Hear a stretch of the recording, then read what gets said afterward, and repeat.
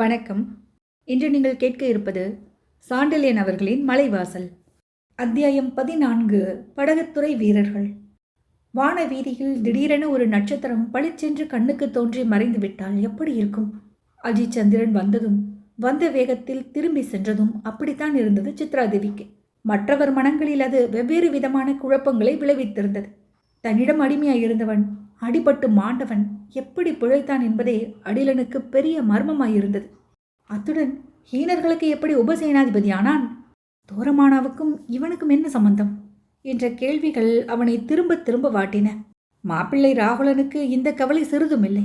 அடிலன் உயிரையோ அல்லது அவன் மகன் உயிரையோ உறிஞ்ச வந்த உபாத்தியாயன் ஏன் சண்டை போடாமல் திரும்பிவிட்டான்? அவனை தோட்டத்தில் சந்தித்த சித்ரா என்ன உபாயத்தால் உபாத்தியாயனை சாந்தப்படுத்தி அனுப்பிவிட்டாள்? இதை பற்றி ராகுலன் யோசித்தான். இந்த யோசனைகளால் அவன் மனத்தில் சந்தேக வித்தும் நன்றாக முளைவிட ஆரம்பிக்கவே சித்ராதேவி தன்னந்தனியே நின்றிருந்த மேல் தளத்துக்கு வந்து சேர்ந்தான். அவன் வந்ததையோ அவனை தொடர்ந்து பின்னால் தகப்பன் வந்ததையோ சித்ராதேவி கவனிக்கவே இல்லை. அவள் மனம் அஜித் சந்திரனை பற்றிய சிந்தனையில் ஆழ்ந்து கிடந்தது. தங்கள் சந்தேகங்களை தீர்த்து கொள்ள வந்த அடிலனும் ராகுலனும் யார் முன்னதாக சித்ராதேவியிடம் பேச்சை ஆரம்பிப்பதென்று அறியாமல் விழித்து கொண்டு நின்றார்கள். வாழ்க்கையில் எந்த விஷயத்திலும் பொறுமையே அறியாத அடிலனே முதலில் பேச்சை துவங்கி சித்ரா என்று அழைத்தான். தகப்பன் குரலை கேட்ட சித்ரா ஏதோ தூக்கத்திலிருந்து விழித்து கொண்டவள் போல் திடீரென திரும்பினாள். ஏதோ பேச வாயெடுத்தவள் தகப்பனுக்கு பின்னால் ராகுலன் இருப்பதை பார்த்ததும் தலையை பழையபடி திருப்பிக் கொண்டு என்னப்பா என்று கேட்டாள். அடிலன் அவளை மெல்ல அணுகி, சித்ரா, ஏன் இப்படி மாடியில் தன்னந்தனியாக நிற்கிறாய்? நம்மை பிடித்த சனியன்தான் தொலைந்து விட்டானே என்றான். சித்ராவின் மனம் இருந்த நிலையில் ராகுலன் அடிலனையே பேச விட்டிருந்தால் எவ்வளவோ நன்றாயிருந்திருக்கும். ஆனால் வருங்கால மாப்பிள்ளை தன் சாமர்த்தியத்தையும் சிறிது காட்டினான். சனியன் யாரை பிடித்தாலும் சீக்கிரம் விடுவதில்லை. அதுவும் பெண்களின் மேல் அவன் பிடிப்பு விழுந்து விட்டால் அந்த பிடிப்பிலிருந்து அவர்களை விடுவிப்பது ரொம்பவும் கஷ்டம் என்று சொல்லிவிட்டு சித்ராவை தான் மறைமுகமாக தாக்கிய சாமர்த்தியத்தை நினைத்து குரூரமாக சற்று சிரிக்கவும் செய்தான். கூர்மையான புத்தி கூர்மையுடைய சித்ராதேவியிடமா ராகுலனின் கெட்டிக்காரத்தனம் பழிக்கும்? அவன் இருந்த பக்கமே சித்ரா திரும்பவில்லை. தகப்பனை பார்த்து, அப்பா, சனியையாவது இந்துக்கள் சனி பகவான் என்று மரியாதையாக அழைக்கிறார்கள். சனி நம்மை விட்டு பிரிந்து செல்லும்போது நல்லதைத்தான் செய்து விட்டு போவானாம். ஆனால் ராகு கேது என்று 2 சர்ப்பங்கள் இருக்கின்றன பாருங்கள். அவற்றால் ஹிம்சையை தவிர வேறொன்றும் இல்லையாம். தெரியுமா உங்களுக்கு என்று கேட்டாள். ராகுலன் அசட்டுத்தனத்தை அடிலன் வெறுத்தாலும் தன் மகள் அவனை நிந்திப்பது சரியல்ல என்று நினைத்ததால், சித்ரா, என்ன இதெல்லாம் என்று கோபம் கலந்த குரலில் சிறிது கண்டிப்பையும் காட்டினான். உபாத்தியாயர் அந்த காலத்தில் சொல்லிக் கொடுத்தது. சந்தர்ப்பம் வரவே ஞாபகப்படுத்தி பார்த்தேன் என சொல்லிவிட்டு சித்ரா ராகுலனை இகழ்ச்சியுடன் பார்த்தாள். அடிலன் மிகுந்த சங்கடத்திற்குள்ளாக்கி பேச்சை மாற்றினான். சித்ரா, இந்த உபாத்தியாயன் எப்படி தப்பினான் என்று தெரியவில்லையே. எப்படி தப்பினால் என்ன? தப்பினது நமக்கும் நல்லதாய் இருக்கிறதல்லவா? அவர் என்று தப்பியதால் இன்று நாம் வில்லவரிடமிருந்து தப்பினோம். தப்பி மானத்தை இழந்தோம். நம்மை அவமானப்படுத்த வல்லவா உபாத்தியாயன் நம்மை காப்பாற்ற முன்வந்தான். அவமானத்திலிருந்து நாம் தப்பதான் வழி இருந்ததே. என்ன வழி? நீங்களாவது தம்பியாவது அவரிடம் போரிட்டிருக்கலாம். இல்லையானால் மாப்பிள்ளையை தேர்ந்தெடுத்திருக்கிறீர்களே, அவரையாவது சண்டைக்கு அனுப்பியிருக்கலாம். சித்ரா தங்களை பார்த்து நகைக்கிறாள் என்பதை அடிலன் சந்தேகமற தெரிந்து கொண்டான். ராகுலன் தைரியத்தை சற்று முன்பு அவனை பார்த்திருந்தான். ஆகையால் சித்ராவுக்கு எந்த விதத்திலும் பதில் சொல்ல வகையில்லாமல் திகைத்தான். பதில் சொல்ல முடியாமல் போகவே அவன் உள்ளத்தில் கோபம் பொங்கி எழுந்தது. சித்ராவிடம் தன் கோபம் செல்லாதென அறிந்திருந்தான். ஆகையால் வருங்கால மாப்பிள்ளையின் மீது எறிந்து விழுந்தான். சித்ராவை போன்ற ஒரு பெண்ணை வசப்படுத்தக்கூடியவன் சிறந்த வீரனாயிருக்க வேண்டும் என்பதை இப்பொழுதாவது தெரிந்து கொண்டீர்களா என்று இறைந்தான். ராகுலன் பதிலுக்கு தன் விஷமத்தையும் உள்ளே பொங்கி கிடந்த பொறாமையையும் காட்டினான். தெரிந்து கொண்டேன். உபாத்தியாயன் வீரன் என்பது தெரிகிறது. ஆனால் ஒரு சந்தேகம் என்று மெல்ல இழுத்தான். சித்ரா அவனை உற்று பார்த்து, என்ன சந்தேகம் என்று கேட்டாள். தோட்டத்தில் அந்த வீரபுருஷன் உன்னை வசப்படுத்தினானா அல்லது நீ அவனை வசப்படுத்தினாயா? இந்த சந்தேகம்தான் என்று சொல்லி புன்முறுவல் செய்தான். பாம்பின் விஷத்தை விட கடுமையான விஷம் அவன் உள்ளத்தில் இருப்பதை சித்ரா அவன் புன்முறுவலிலிருந்தே தெரிந்து கொண்டாள். ஆனால் ஏற்கனவே எரிமலை போல் குமரிக் கொண்டிருந்த அடிலன் அக்னியை கக்க ஆரம்பித்தான். ராகுலா, சித்ரா என் பெண் என்பதை நினைவில் வைத்துக்கொள் என்று கூவிய அடிலன் சொற்களில் ஹீனர்கள் உக்கிரம் நன்றாக பரிமளித்தது.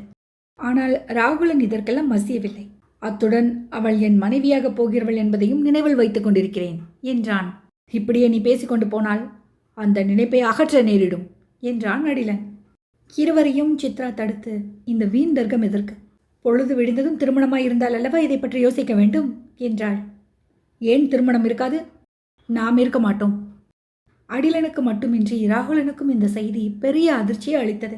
உபாத்தியாயன் சொன்ன தகவல்களை சித்ரா தன் தகப்பனிடம் விவரமாக எடுத்துச் சொன்னாள். அடிலன் தீவிர யோசனையில் இறங்கி மாடியில் அங்கும் இங்கும் உலாவினான்.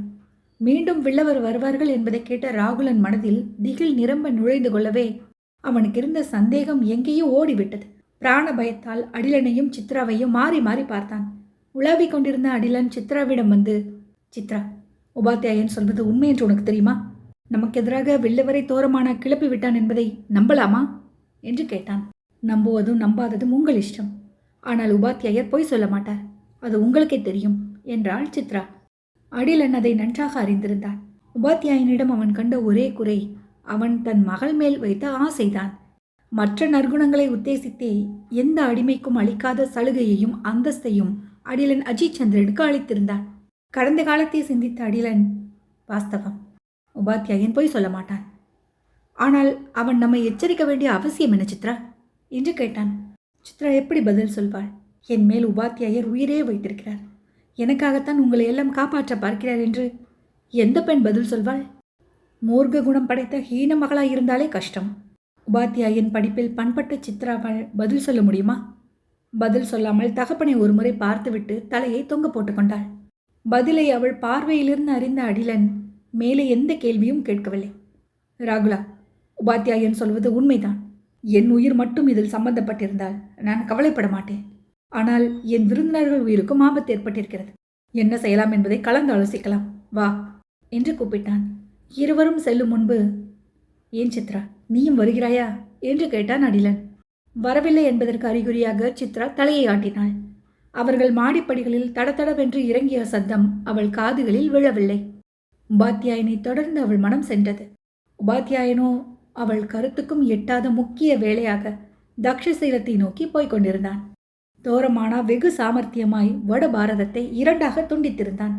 சிந்து நதி பிராந்தியம் ஏற்கனவே ஹீனர்கள் வசம் இருந்ததால் சிந்துவின் பக்கத்து கிளையான வைதஸ்தா நதியோரமாக தன் படைகளை சிறு சிறு கும்பல்களாக பல இடங்களில் நிறுத்தி வைத்திருந்தான். வைதஸ்தா நதி வடக்கே இருந்து சிறிது தென்மேற்காக ஓடி வந்து சிந்துவோடு கலக்கிறது. அதன் கரையோரமாக படைகளை தோரமானா நிறுத்திவிட்டதால் வடபாரதத்தின் மேற்கு எல்லையும் கிழக்கு எல்லையும் இரண்டு கூறுகளாக பிரிந்துவிட்டன. இப்படி இரண்டாக கிழிக்கப்பட்ட வட பாரதத்தின் கிழக்கு பகுதியில் ஸ்கந்தகுப்தன் ராஜ்யமும் மேற்கு பகுதியில் தோரமானாவின் ஆதிக்கமும் இருந்து வந்தது.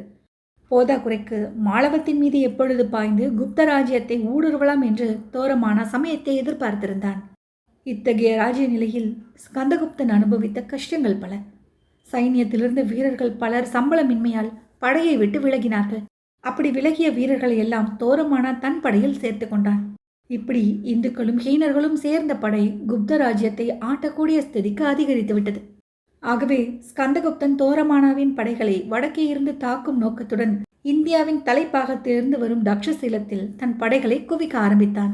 அந்த படையை பற்றி தகவலை அறியவே தோரமானா அஜித் சந்திரனை அனுப்பினான். வழியில் மலைவாசல் வில்லவர் புரட்சி செய்யப் போவதை எப்படியோ தெரிந்து கொண்ட உபாத்தியாயன் சித்ராவின் உதவிக்காக விரைந்தான். சித்ராவின் சந்திப்பு ஒரு வழியாக முடிந்த உடனே அஜித் சந்திரன் கடமையின் மார்க்கத்தில் சென்றான். தோரமானா எதிர்பார்த்ததற்கு மேலாகவே தக்ஷசீலத்தில் அஜித் சந்திரன் காரியங்களை சாதித்தான். அங்கு அவன் என்ன ராஜதந்திரத்தை கையாண்டான் என்பது யாருக்கும் தெரியாது. ஆனால் தக்ஷசீலத்திலிருந்து நேர் தெற்கே தாக்க குவிந்திருந்த ஸ்கந்தகுப்தன் படைகள் மேற்கு நோக்கி சென்றுவிட்டன. அங்கிருந்த படைத்தலைவர்களுக்கு அஜித் சந்திரன் நிரம்பல் லஞ்சத்தை கொடுத்து விட்டான் என்ற வதந்தி எங்கும் பரவியது. தக்ஷசீலத்தின் விவகாரங்களை பற்றி அஜித் சந்திரன் எழுதி அனுப்பிய ஓலையை படித்த தோரமானா தக்ஷசீலத்திலிருந்து படைகளை அனுப்ப 20,000 ஸ்வர்ணங்களை கொடுத்தது அதிகம்தான். இருந்தாலும் தற்சமயம் அபாயம் நீங்கிவிட்டது.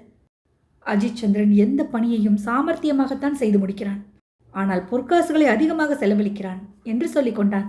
இப்படி தோரமானாவுக்கு திருப்திகரமாக தக்ஷசீலத்தில் அலுவல்களை செய்து முடிப்பதில் ஒரு வார காலத்தை செலவிட்ட உபாத்தியாயன் படைகளை மாளவ எல்லைக்கு செல்ல உத்தரவிட்டு தான் மட்டும் 4-5 வீரர்களுடன் மூலஸ்தானபுரத்தை நோக்கி பயணமானான். சிந்து நதியின் மேற்கேயுள்ள முதல் உபநதி வைதவஸ்தா நதி. அது சிந்துவுடன் கலக்கும் ஸ்தலத்திற்கு சற்று கீழே இருக்கிறது மூலஸ்தானபுரம். குப்தராஜ்ய எல்லைக்கருகில் இருந்ததாலும் நிலப்பரப்பும் அங்கே குறுகியதாலும் குப்தராஜ்யக்காரர்கள் ஹீனர்களை வேவு பார்ப்பதற்கும் அந்த இடம் நல்ல வசதியாக இருந்தது. மூலஸ்தானபுரத்துக்கு சற்று தூரத்தில் இருந்தது வைதஸ்தா நதியின் படகுத்துறை. படகுத்துறையிலிருந்து கூப்பிடு தூரத்தில் ஒரு வைத்தியசாலை. மௌரியர்கள் காலத்தில் ஏற்பட்டு குப்தர்களாலும் பரிபாலிக்கப்பட்டு வந்த அந்த வைத்தியசாலை ஹீனர்களின் வசமாகிவிட்டது. அந்த வைத்தியசாலையை நோக்கி சென்ற அஜித் சந்திரன் ஆற்றங்கரையில் இருந்த சில வீரர்களின் அதிசய நிலையை கவனித்தான். அவ்வப்போது வேவு பார்க்கும் படைகள் மோதும்போது காயப்படும் வீரர்களுக்கு வைத்தியம் செய்யவே அங்கு வைத்தியசாலை இருந்து வந்தது. ஆனால் ஆற்றங்கரையில் கண்ட ஒவ்வொரு வீரனும் காயமடைந்தவனாகவோ நோயாளியாகவோ காணப்படவில்லை. வீரர்கள் சிலரின் கழுத்துகளில் தங்கச்சங்கிலி தொங்குவதையும் சிலர் கைகளில் வைர மோதிரங்கள் மின்னுவதையும் கண்ட உபாத்தியாயன் சந்தேகம் அதிகமாகவே, டேய் வா இப்படி என்று ஒரு வீரனை கூப்பிட்டான். உபசேனாதிபதியின் கட்டளையை முதலில் அந்த ஹீனன் செவியில் வாங்கவே இல்லை. இரண்டாம் முறை அஜித்திடமிருந்து எழுந்த அதிகாரம் கலந்த குரல் அவனை மெல்ல எழுப்பவே அவன் தள்ளாடி நடந்து வந்து உபாத்தியாயன் குதிரை கடிவாளத்தை பிடித்து கொண்டு நின்றான். இங்கென்ன செய்து கொண்டிருக்கிறீர்கள் என்று உபாத்தியாயன் வினவினான். வைத்தியம் செய்து கொண்டிருக்கிறோம். யாருக்கு? எங்களுக்குத்தான். உனக்கு என்ன காயம்? காயம் இல்லை, ஸ்வரம். அவர்களுக்கு? அவர்களுக்கும் என்னை போல் காய்ச்சல் தான். அவன் நன்றாக குடித்திருந்தான். தூரத்தில் உட்கார்ந்திருந்த மற்றவர்களும் குடித்திருந்தார்கள். அவனுடன் மேலே எதுவும் பேசி பிரயோஜனமில்லை என்பதை தெரிந்து கொண்ட உபாத்தியாயன், உங்கள் படைத்தலைவன் எங்கே என்று கேட்டான். வெளியே போயிருக்கிறார், சற்று நேரத்தில் வருவார். அதோ படகுத்துறையில் இருக்கும் தர்மசாலையில் நான் சாப்பிட்டு இலை பார்க்கிறேன். உங்கள் படைத்தலைவன் வந்ததும் என்னை உடனே வந்து சந்திக்க சொல். நீங்கள் யார்? தோரமானாவின் உபசேனாதிபதி என்று சொல்லிவிட்டு அஜித் சந்திரன் தர்மசாலாவை நோக்கி குதிரையை செலுத்தினான். அவனுடன் வந்த 4 வீரர்கள் அவனை தொடர்ந்து சென்றனர். தர்மசாலா அதிகாரியான கிழவன் உபசேனாதிபதியை மிகுந்த மரியாதையுடன் வரவேற்று மாடி அறைக்கு அழைத்து சென்று அங்கிருந்த ஆசனத்தில் அமர்த்தி போஜனம் செய்வித்தான். உபாத்தியாயன் எங்கோ யோசித்து கொண்டே சாப்பிட்டு கையெழும்பி முடித்தான். வெளியே பலமான இரைச்சல் கேட்டது. சாளரத்தின் வழியே வெளியில் எட்டி பார்த்த அஜித் சந்திரன் 2 புறவிகள் பூட்டப்பட்ட ஒரு வண்டியை சுற்றி ஹீன வீரர்கள் பலமாக கூவிக் கொண்டிருப்பதையும் வண்டி ஓரமாக குதிரை மேல் வந்து கொண்டிருந்த படைத்தலைவன் காதில் யாரோ ஒருவன் ஏதோ ஒன்று சொல்வதையும் கவனித்தான். யாரவன்? உபசேனாதிபதியா என்று இறைந்து குதிரையிலிருந்து குதித்து வெகு வேகமாக மாடிப்படிகளில் ஏறி உள்ளே நுழைந்த படைத்தலைவனை காண அஜித் சந்திரனுக்கு ஆச்சரியமாகிவிட்டது. வந்த படைத்தலைவன் வேறு யாரும் இல்லை, கல்யாண நாளன்று காமினியை இழந்த மாப்பிள்ளை பல்தேவ் தான்.